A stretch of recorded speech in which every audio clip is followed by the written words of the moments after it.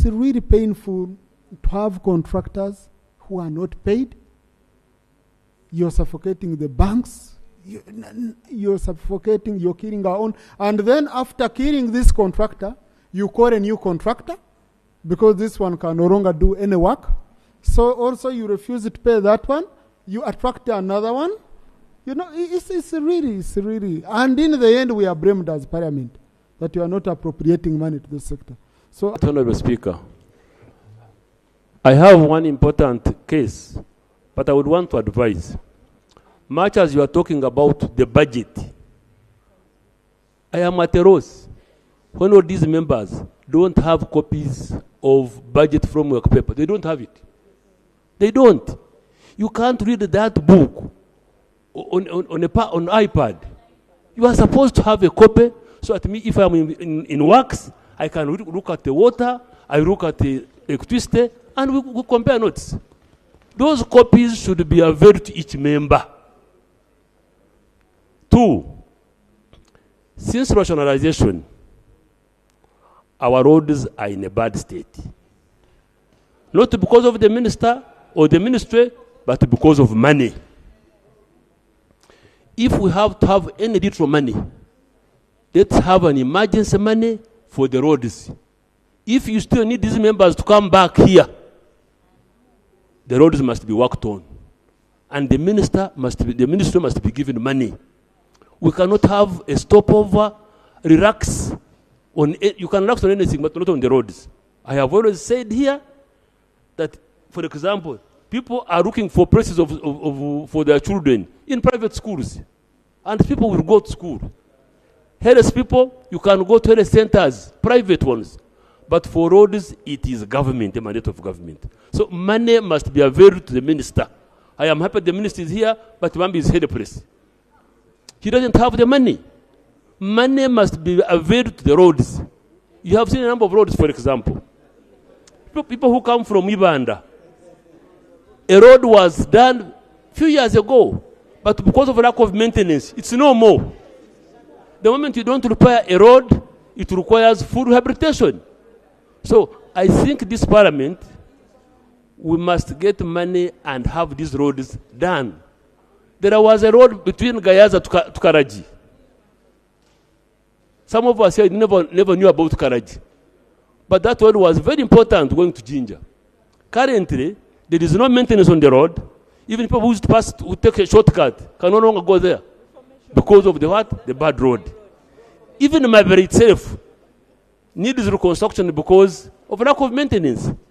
So I pray to you, Mr. Speaker, that you resolve that money should be available to Minister of Works, and because there is no machine in this country now on Uganda roads. Thank you.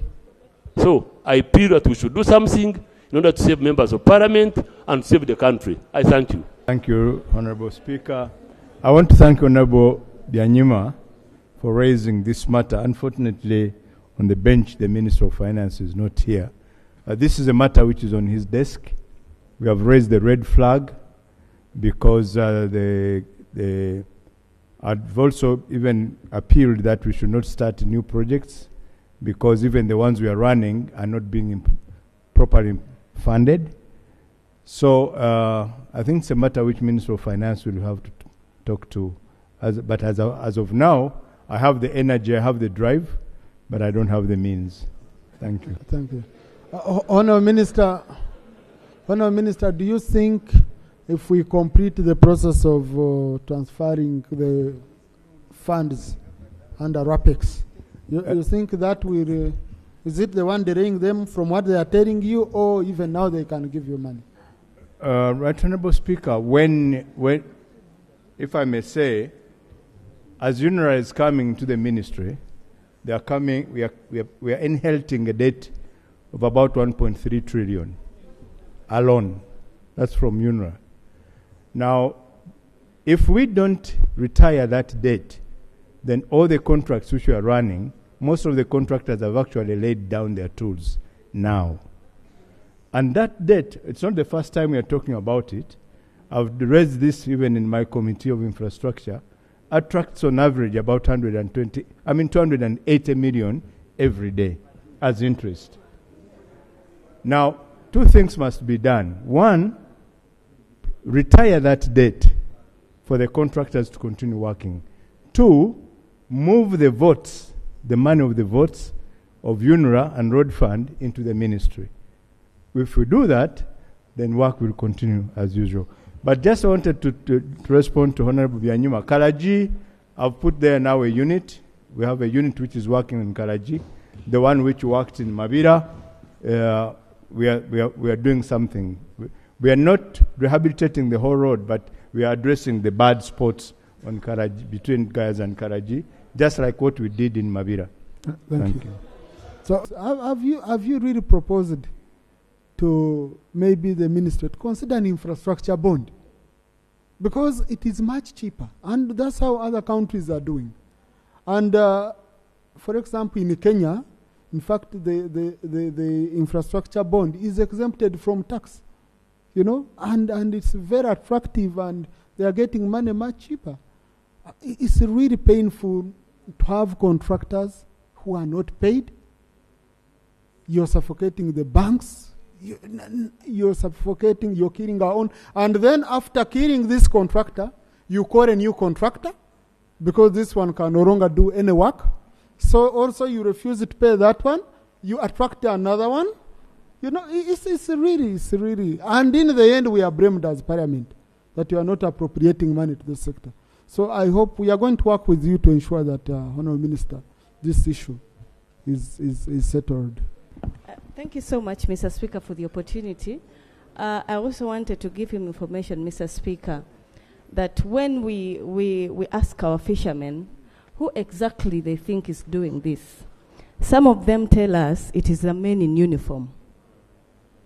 They have, like he said, they have the big engines, they have the fuel, they have those big boats, but they're always clad in army uniform, Mr. Speaker, army uniform, and they also have guns and machetes. So, yes, so we would want the minister to explain to us the UPDF uniform, yes, and also police uniform, Mr. Speaker. It is happening between Mazinga sub-county, Bobeke, Chamuswa, and Bufumira. All these islands in Sese Okalangala. Mr. Speaker, we all know that we have the UPDF on the lake to guard or man the lake in the fishing sector. If they can have guns to man the lake or the fish, why not secure the people who actually make money to pay them? Thank you so much, Mr. Speaker. Honourable Minister.